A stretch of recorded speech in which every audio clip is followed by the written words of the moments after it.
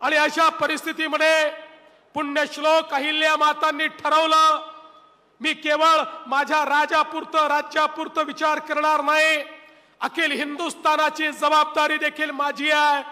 देव देश आणि धर्माकरता जे हिंदवी स्वराज्य छत्रपती शिवाजी महाराजांनी तयार केलं, त्यातल्या देव देश आणि धर्माची आता जबाबदारी माझ्यावर देखील आलेली आहे। आणि म्हणून पुण्यश्लोक अहिल्या देवींनी केदारनाथ पासनं वाराणसी पर्यंत आणि सोमेश्वर पासनं रामेश्वरापर्यंत आपली सगळी मंदिरं त्या ठिकाणी बांधून काढली, घाट बांधून काढले आणि त्या परकीय आक्रमकांना सांगितलं, अरे तुम्ही किती आक्रमण केलं तरी आमचा देव देश आणि धर्म तुम्ही मिटवू शकणार नाही।